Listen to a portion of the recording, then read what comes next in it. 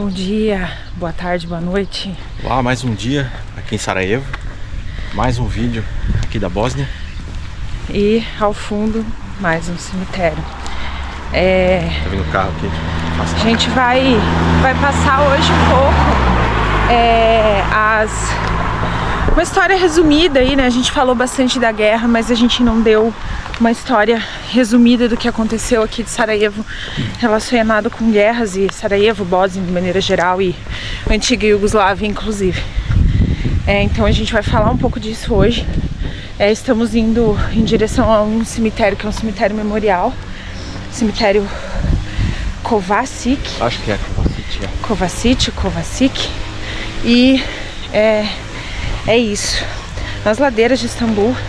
A gente achou aqui, não tínhamos visto ainda aqui em cima, né, que nós estamos ficando na região alta aqui da cidade, muros e casas alvejadas por bala, mas a gente acabou de ver. Vamos ver, a gente fica meio sem graça de filmar, né, porque é meio mau gosto, tem gente perto também. A gente não... Tem umas outras imagens de quando a gente foi no túnel da Esperança.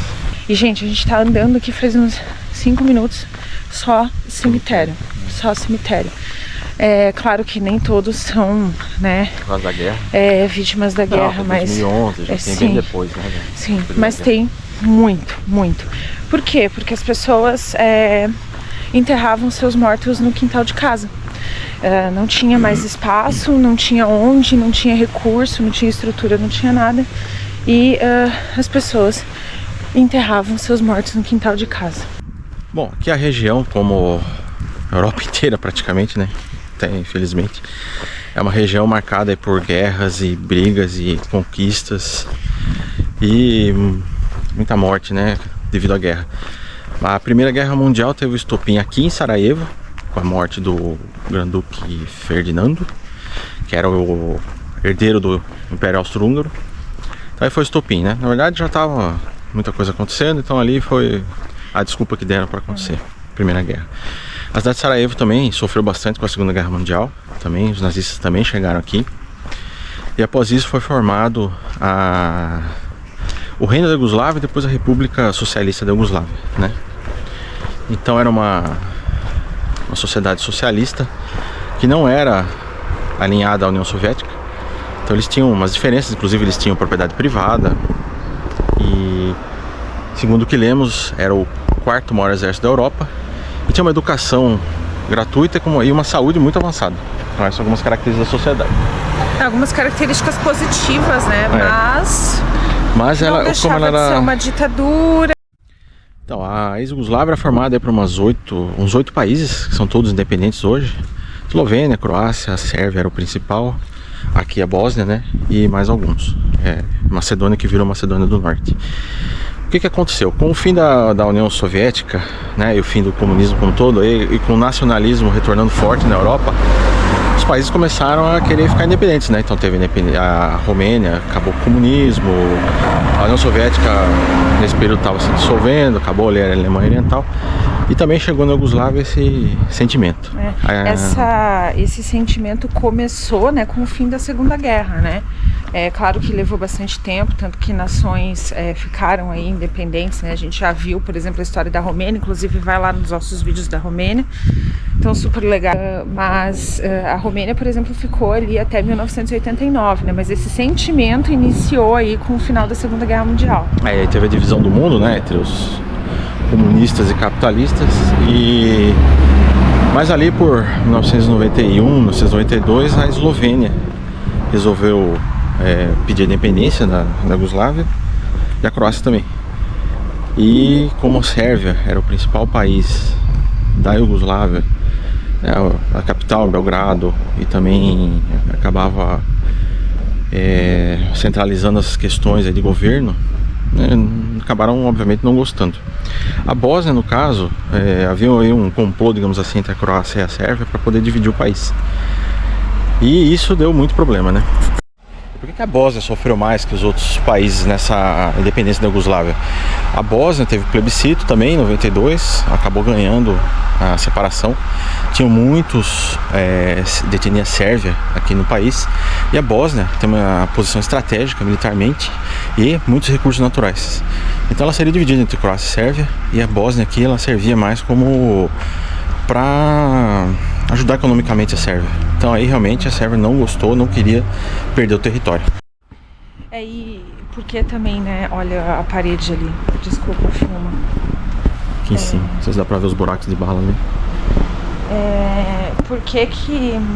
Por que também essa separação, né? E por que, por exemplo, a Bósnia não queria ficar metade com a Croácia, metade com a Sérvia?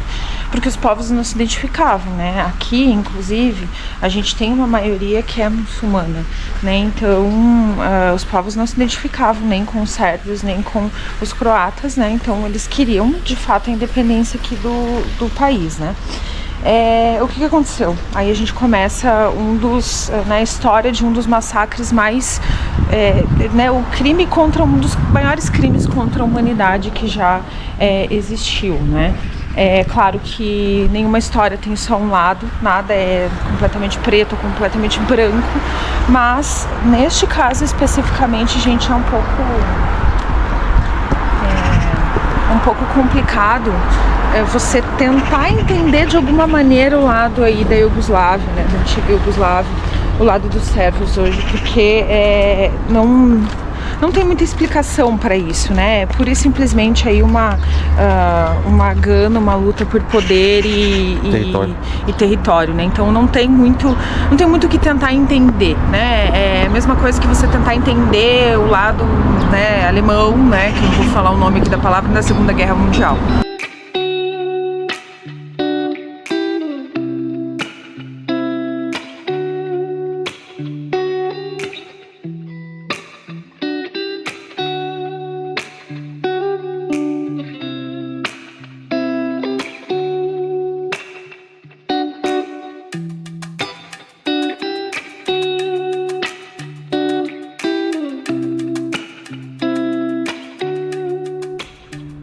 Estamos na ladeira, dessa vez descendo aqui, mas continuando a história, né? Então fica um pouco difícil de entender aí o lado sérvio, nesse caso, né? O lado da antiga Iugoslávia. Mas em abril, né, de 92, logo depois aí de acontecer esse plebiscito aí que o Érico falou para vocês, a gente começou aí, né? A Iugoslávia começou com o maior um dos maiores massacres da história. Então ali, já no início de abril, estava tendo manifestações da população aqui contra a guerra, manifestações pacíficas, tá? E eles começaram a atirar, né? E já aí nos primeiros 2 dias, se eu não me engano, morreram mais de 30 pessoas. E depois disso foi só massacre, só morte.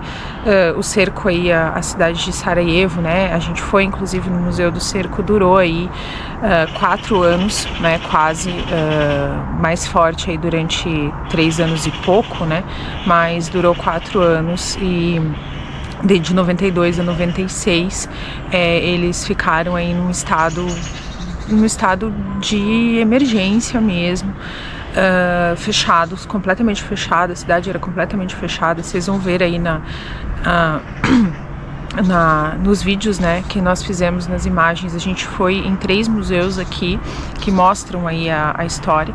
A gente foi no Museu do Cerco, o Museu do Holocausto mesmo, né, em homenagem ao Museu contra os Crimes contra a Humanidade, né, e também no Túnel da Esperança, né, no Túnel da Vida, que eles chamam.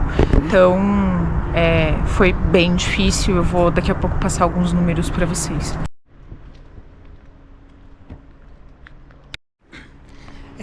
O assustador, assim, o incrivelmente assustador é que, gente, era vizinho matando vizinho. Sim, na verdade iniciou com complô, né, praticamente. As escuras, todo complô às escuras, né, mas bem escondido, vizinho contra vizinho, amigo contra amigo. Por quê? Porque da etnia sérvia o pessoal se reuniu mesmo, acabou recebendo uma quantidade absurda de armas do que sobrou. Isso é como a sequência de fatos, né? A Eslovênia conseguiu uma independência bem tranquila, eles eram mais distantes e o exército local lá não quis ficar a favor da Iugoslávia, então eles conseguiram a independência. E aí, armamento do exército da Iugoslávia veio aqui para Bósnia.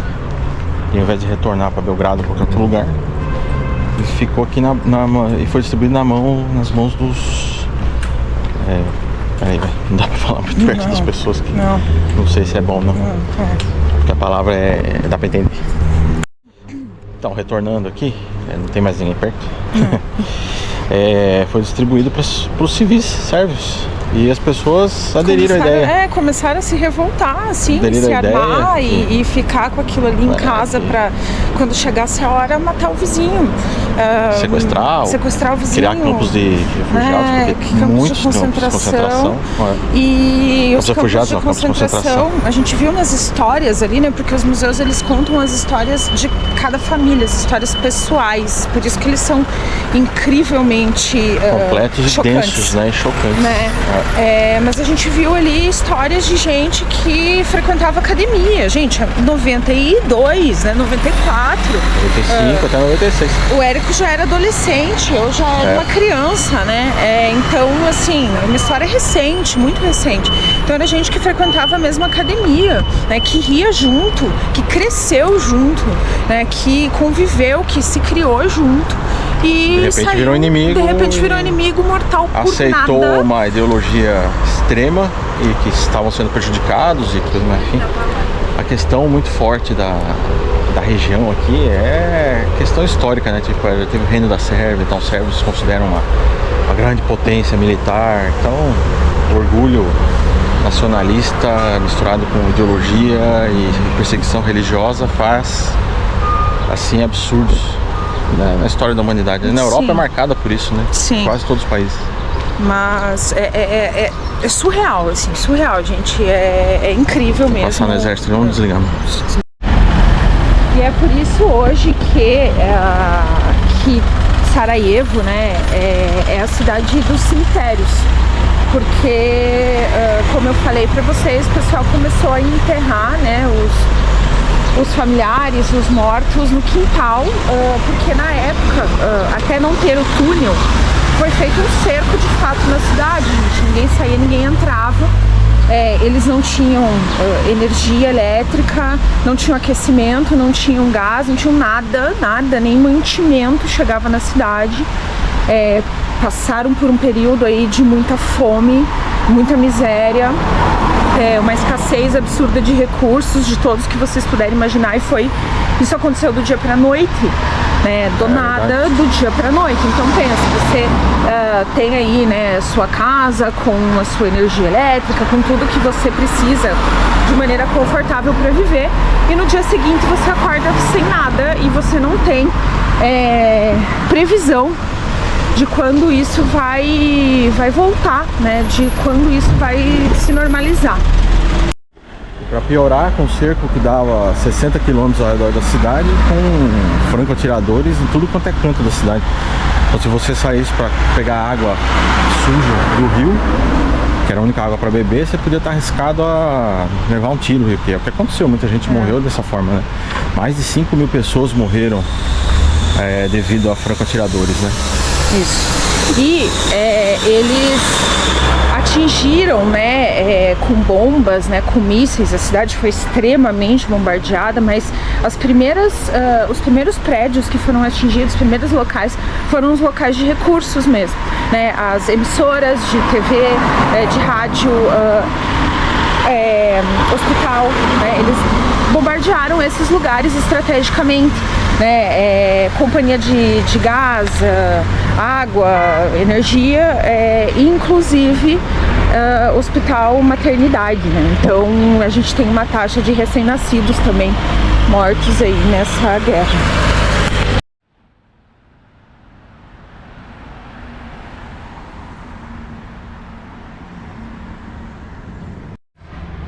Vamos falar sobre segurança.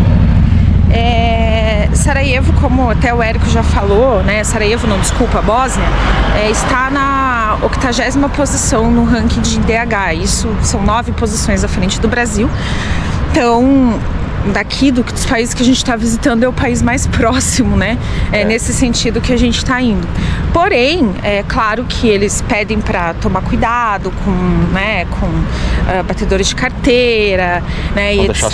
Não deixar as coisas dentro de carro. Tomar cuidado com casa também, que eles arrombam. Exato. Mas, assim, casa que eles arrombam, todos os portões aqui são minúsculos, não tem grade na janela. E, assim, a gente não se sentiu desconfortável em momento nenhum, andando com câmera e tudo mais. É claro que a gente se cuida, né? A gente é brasileiro. Bastante. A gente se cuida, na verdade. Mas, assim, a gente se cuida em qualquer lugar. Né? Então, a gente não sentiu nenhum tipo de insegurança aqui, assim, bem tranquilo. Mas eles aconselham a, tipo, não... Até por conta de briga de gangues, né? Que tem aqui. Inclusive por conta de tudo que aconteceu e tal, tem muita coisa envolvida aí também. Não ficar à noite na rua ou de manhã muito cedo, né, madrugada ali, porque tem essa questão, né? Não andar sozinha à noite na rua se você for mulher e etc, né?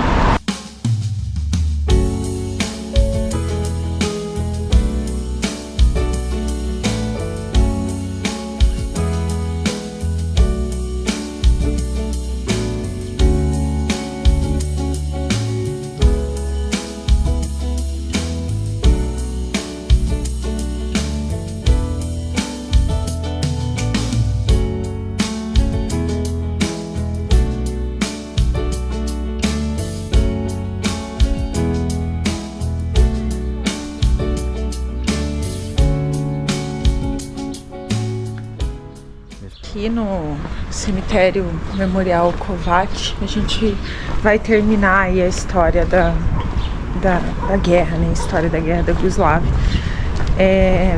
Depois de todo o massacre, todo o cerco, né? Tudo que aconteceu sem muito critério, de todos os métodos brutais de tortura, de tudo que o povo passou. A gente teve aí um total de cerca de 200 mil mortes na guerra toda, né? Isso não só bósnios, né? Mas cerca de 130 mil foram somente de bósnios. Eu não lembro exatamente o número, né? Mas depois a gente coloca aí pra vocês. E aqui em Sarajevo, né? Com o cerco, a gente teve aí um número de quase 12 mil mortes. Entre elas 1.500 e algumas, né? Não lembro exatamente o número, se eu não me engano é 1.561 crianças. Nos museus se conta a história dessas crianças. Crianças não só que morreram, mas crianças que sobreviveram e passaram pela guerra. Histórias extremamente chocantes, marcantes, emocionantes. Então é necessário ir, né? É necessário ver tudo isso. Pra gente é a cidade com a história moderna e mais marcante e trágica que a gente foi. Então termino aí a história da guerra, né, com uma mensagem que a gente viu no museu, né, que a gente não pode esquecer para não repetir. Mas infelizmente o mundo é um lugar extremamente complicado, as pessoas são extremamente cruéis. E a gente sabe que existem coisas similares, né? Não com talvez não com tanto número, mas coisas similares acontecendo, inclusive no mundo, enquanto a gente está gravando esse vídeo.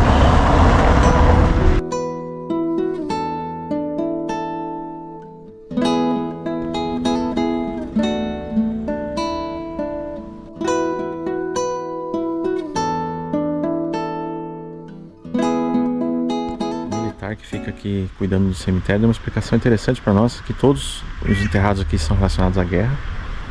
Naquela cúpula ali foi o primeiro presidente da Bósnia que está enterrado.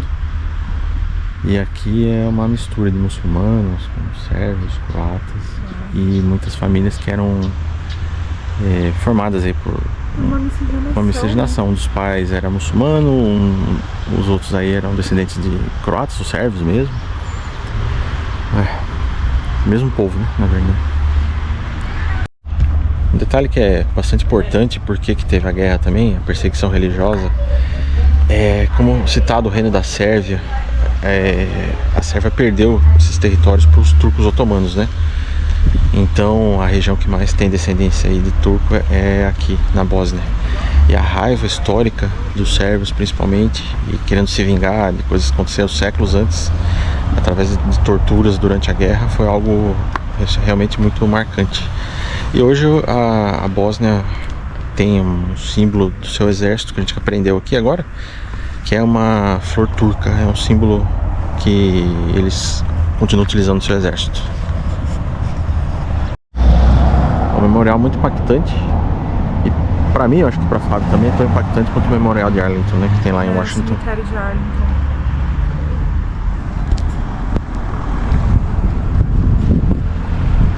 A gente tá aí no parque, que é Fortaleza Amarela. Não tem mais nada a ver com guerra. A guerra acabou com o tchau que a Fábio deu. Mas olha a subida. Nossa Senhora. Não sei se dá pra ver pela câmera como a gente tá inclinado, acho que não. Senhor Jesus Cristo.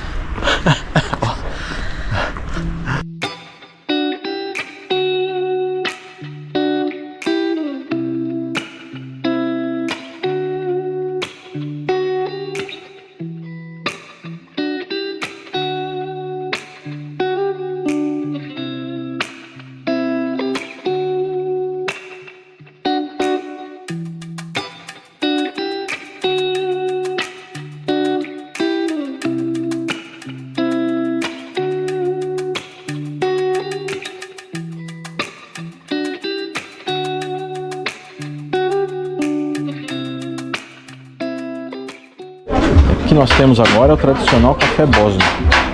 Parece muito com o turco, né? Mas ele vem aqui com a recipiente aqui que eu não sei o nome. Você sabe o nome? O jeito de servir é diferente, né? O jeito de servir é ele diferente, vem... Gente, isso aqui é um conjuntinho lindo, né? Esse aqui é de metal, mas é muito bonito. Caprichado. E aí tem os torrões de açúcar aqui, o café e a xícara com um doce dentro. Água. Que legal. Há uma curiosidade dos países que a gente foi até agora. Poucos lugares cobram gorjeta, né? Tips na conta. Pouquíssimos, assim, pouquíssimos lugares.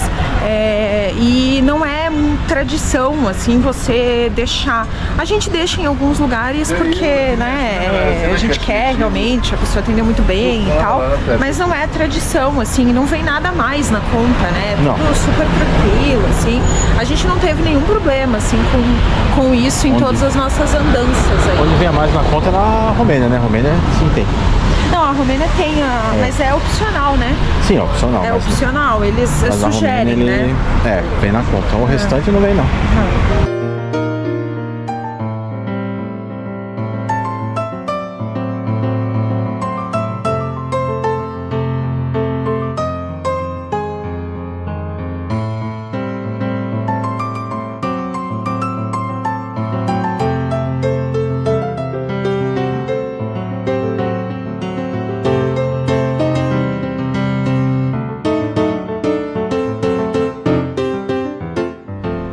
Então terminamos esse vídeo, muito obrigado, compartilha, dá um like e se inscreve no nosso canal, por favor, e até o próximo vídeo. Ajuda nós. Até mais. Tchau. Tchau.